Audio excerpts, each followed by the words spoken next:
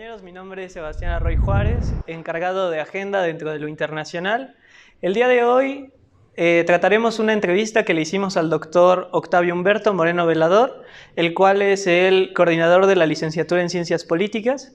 A Octavio le preguntaremos el acontecer de los movimientos sociales dentro de América Latina, cuáles son sus implicaciones y sus repercusiones, y por qué es importante a nivel regional el estar en contacto con estos movimientos.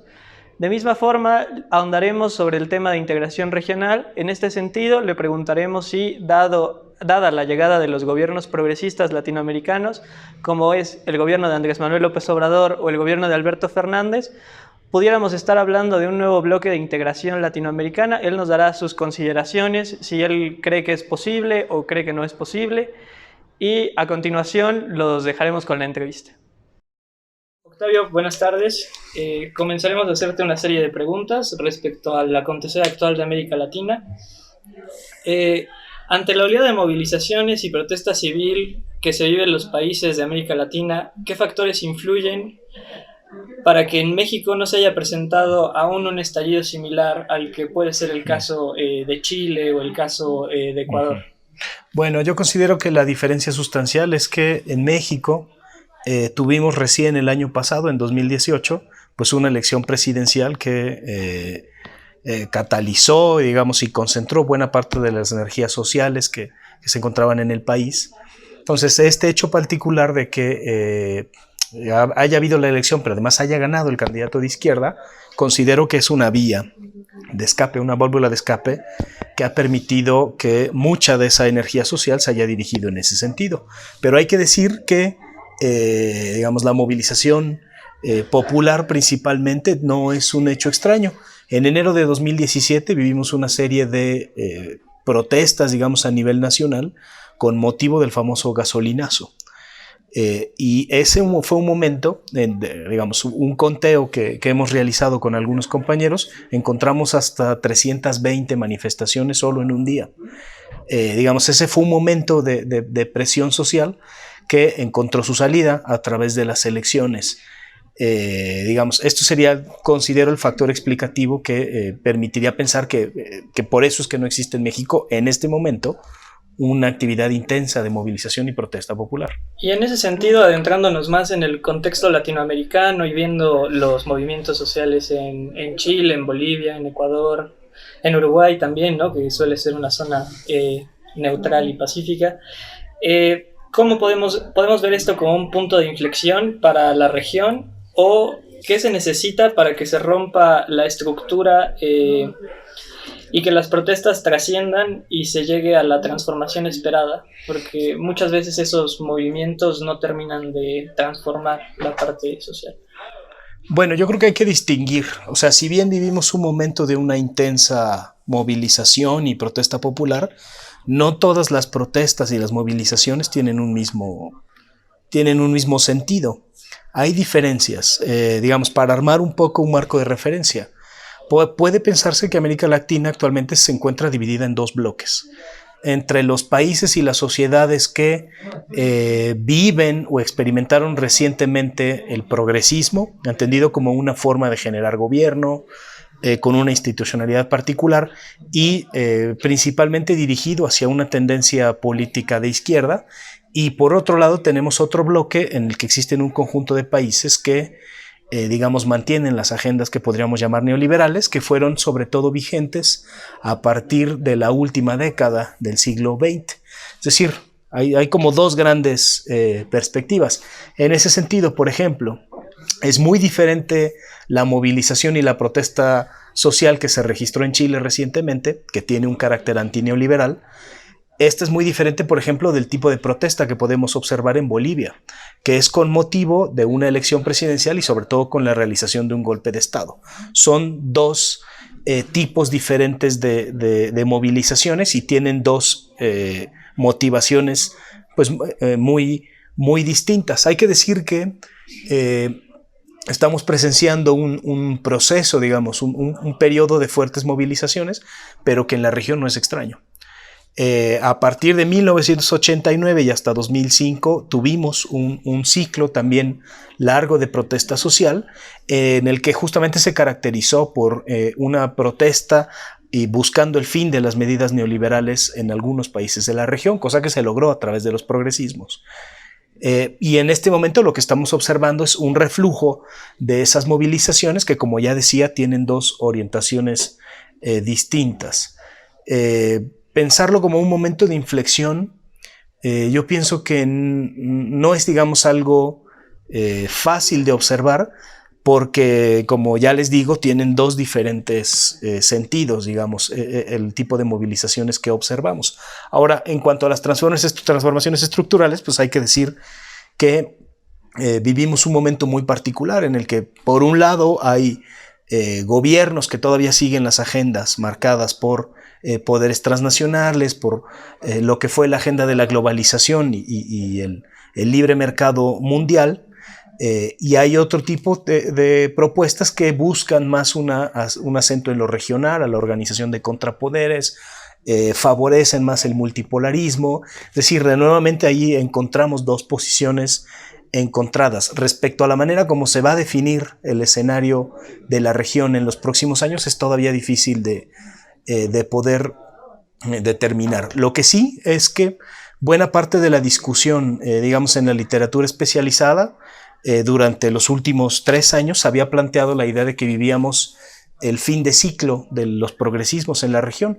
Sin embargo, los resultados recientes, aún a pesar del golpe de Estado en Bolivia, pues muestran que no, que el progresismo sigue siendo una fuerza importante, que sigue teniendo una agenda de transformación no radical en los marcos del capitalismo y conviviendo con la globalización, pero sí tienen una agenda todavía vigente de transformación.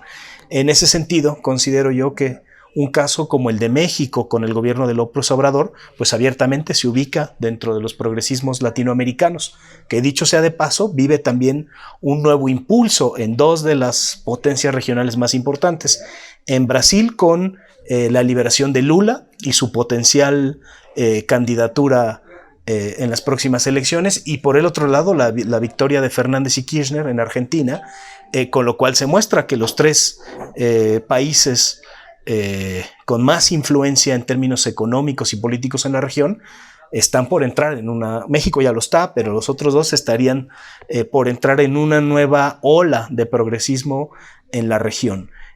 A este respecto, y lo que preguntaba sobre la protesta, pues es de esperarse un reflujo de la protesta, digamos, de parte de grupos opositores más conservadores, y esto sí probablemente sea posible de avisorar, pues veremos en los próximos años pues tensiones sociales y políticas que pueden prolongarse por mucho tiempo.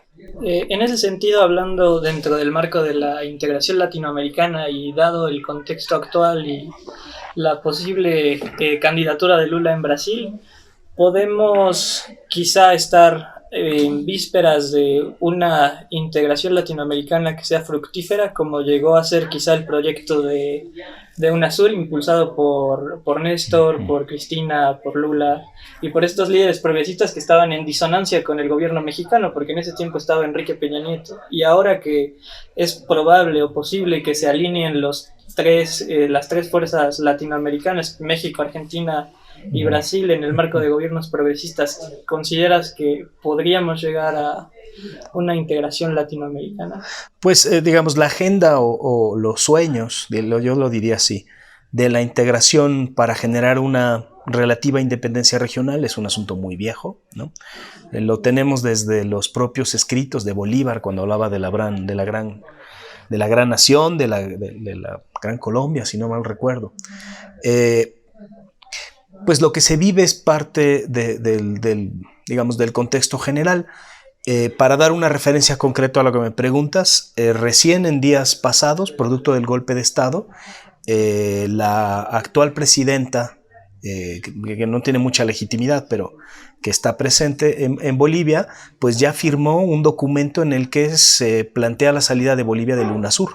Y días previos, también Jair Bolsonaro, que es actualmente el presidente de Brasil, también firmó un decreto en el que marcó la salida de Brasil también del UNASUR. Entonces, en este sentido, en este momento particular, la creación de esta agenda alternativa de integración regional, ALBA, UNASUR, TCP, digamos, toda esta agenda que se desarrolló en los últimos años, vive un momento de debilidad. Sin embargo, los vuelcos recientes políticos que ya comentaba, pues abren la posibilidad de que vuelva a presentarse esta agenda. Algo que es muy importante decir es que en la región, en los últimos años es muy importante la influencia china. Actualmente en América Latina, de cada $10 invertidos, 7 de ellos son chinos. Y esto marca, digamos, una preeminencia de la economía china y del poder que tiene esta potencia a nivel regional. Entonces, si bien no puede ser un momento de triunfalismo para plantear una nueva, un resurgimiento de estas ideas de la regionalización, pues al menos sí veremos un escenario equilibrado, ¿no? entre el multipolarismo y el unipolarismo que marca Estados Unidos y la presencia de las otras dos potencias hegemónicas, que son Rusia y China. Hay que decir que el gran impulsor de estas ideas de regionalización pues ya no está presente. Hugo Chávez fue quien comenzó planteando la idea de que era necesario construir una institucionalidad supranacional independiente que generara una alternativa.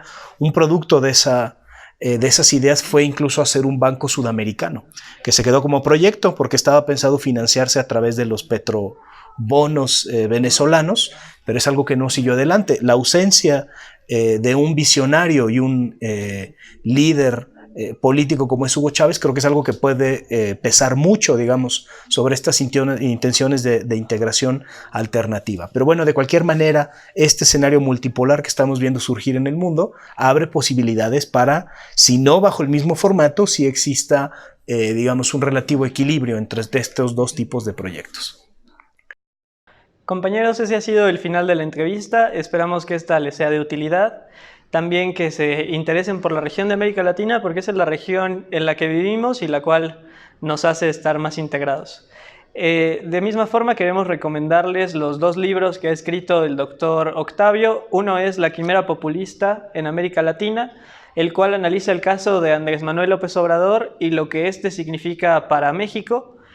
Y el otro, que es el más reciente que ha publicado, es de 2018, es El populismo y lo nacional popular en América Latina, el cual pueden encontrar en la facultad o, si gustan escribir a las redes de la revista, les podemos decir cómo conseguirlo.